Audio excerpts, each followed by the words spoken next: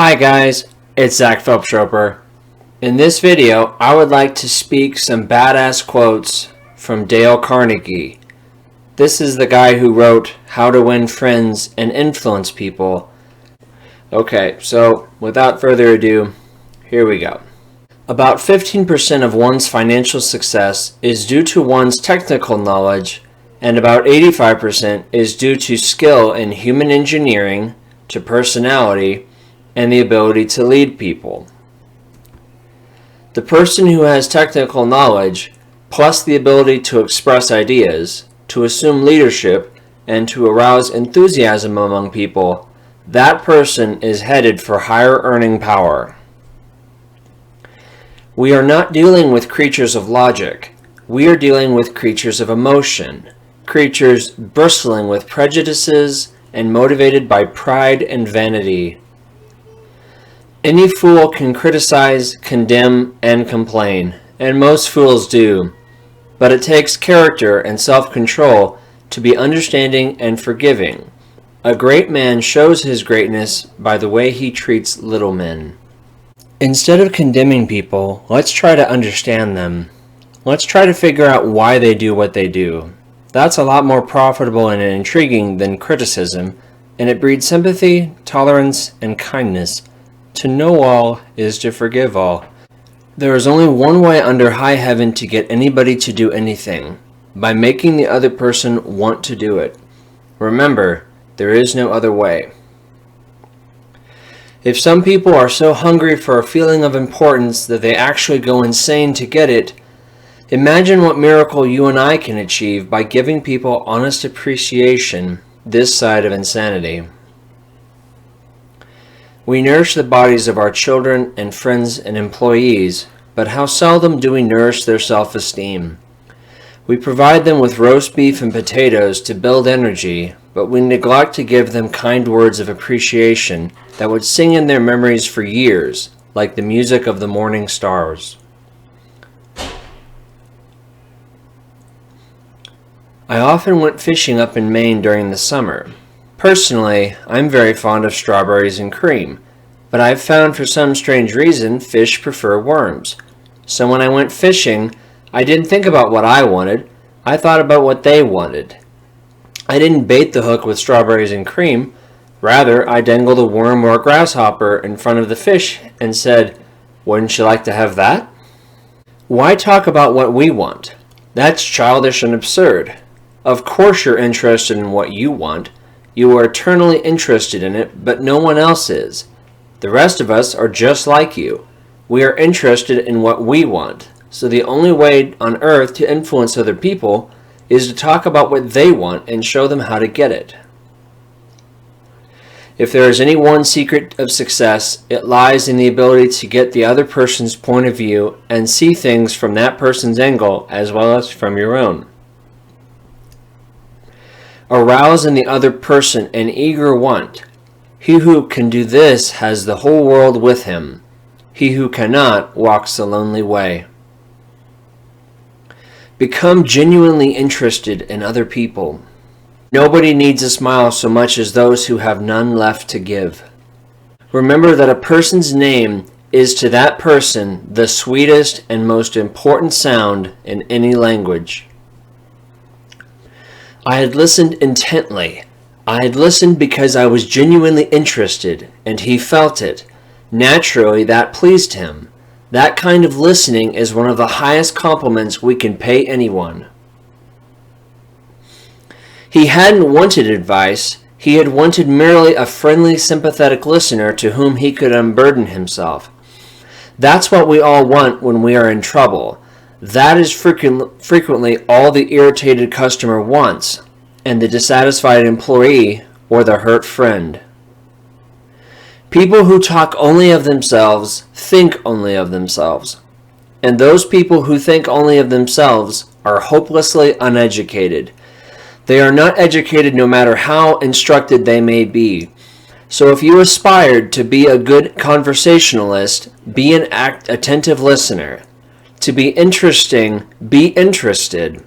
Ask questions that other persons will enjoy answering. Encourage them to talk about themselves and their accomplishments. Remember that the people you are talking to are 100 times more interested in themselves and their wants and problems than they are in you and your problems. A person's toothache means more to that person than a famine in China that kills 1 million people. For Roosevelt knew, as all leaders know, that the royal road to a person's heart is to talk about the things he or she treasures most. Always make the other person feel important. Every man I meet is my superior in some way. In that, I learn of him. Why prove to a man that he is wrong? Is that going to make him like you? Why not let him save face? He didn't ask for your opinion. He didn't want it. Why argue with him? There is only one way under high heaven to get the best of an argument, and that is to avoid it. Avoid it as you would avoid rattlesnakes and earthquakes. 9 times out of 10, an argument ends with each of the contestants more firmly convinced than ever that he is absolutely right. You can't win an argument. You can't, because if you lose it, you lose it. And if you win it, you still lose it. Nobody in the heavens above, or on the earth beneath, or in the waters under the earth will ever object to you saying, I may be wrong, let's examine the facts. Let's admit our mistakes quickly and with enthusiasm. Not only will that technique produce astonishing results, but believe it or not, it is a lot more fun under the circumstances than trying to defend oneself. No bulldozing, no high-pressure methods, no attempts to force his opinions on others. He asked questions with which his opponent would have to agree. He kept on winning one admission after another until he had an armful of yeses. He kept on asking questions until finally, without realizing it, his opponents found themselves embracing a conclusion that they would have bitterly denied a few minutes previously. Remember that other people may be totally wrong, but they don't think so. Don't condemn them. Any fool can do that. Try to understand them. Only wise, tolerant, exceptional people even try to do that. That is what every successful person loves. The game, the chance for self-expression, the chance to prove his or her worth, to excel, to win. It's always easier to listen to unpleasant things after we've heard some praise of our good points. If a few sentences, humbling oneself and praising the other party, can turn a haughty, insulted Kaiser into a staunch friend, imagine what humility and praise can do for you and me in our daily contacts. I have no right to say or do anything that diminishes a man in his own eyes. What matters is not what I think of them, but what he thinks of himself. Hurting a man in his dignity is a crime. Give the other person a fine reputation to live up to. Never again did he write an insulting letter. Never again did he ridicule anyone. And from that time on, he almost never criticized anybody for anything. It isn't what you have or who you are or where you are or what you are doing that makes you happy or unhappy. It is only what you think about it.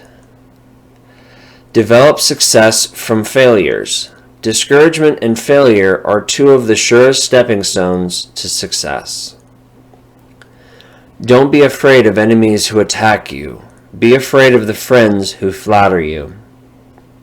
Most of the important things in the world have been accomplished by people who have kept on trying when there seemed to be no hope at all.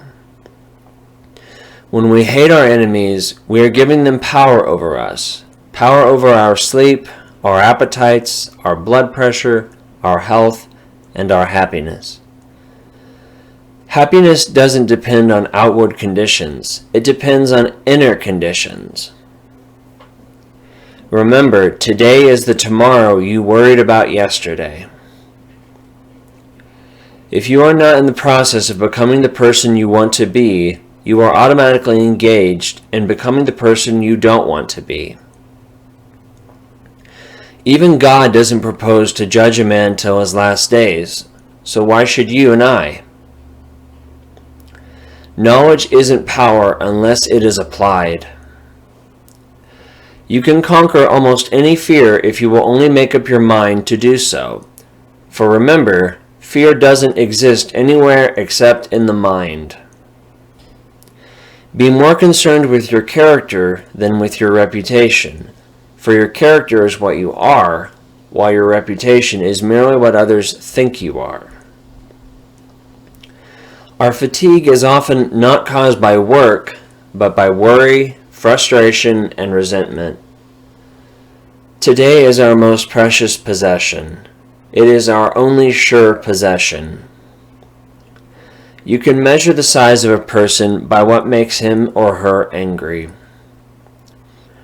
All men have fears, but the brave put down their fears and go forward, sometimes to death, but always to victory. If you want to keep happiness, you have to share it. We are all dreaming of some magical rose garden over the horizon instead of enjoying the roses blooming outside our windows today. Success is getting what you want. Happiness is wanting what you get. The successful man will profit from his mistakes and try again in a different way. Are you bored with life? Then throw yourself into some work you believe in with all your heart. Live for it, die for it, and you will find happiness that you had thought could never be yours. 3/4 of the people you will meet tomorrow are hungering and thirsting for sympathy. Give it to them and they will love you. An hour of planning can save you 10 hours of doing. Well, that's all I got for you guys in this video. I hope you enjoyed it. And there will be more badass quotes to come. Thank you very kindly. I love you all. And I hope you have a good day and good night.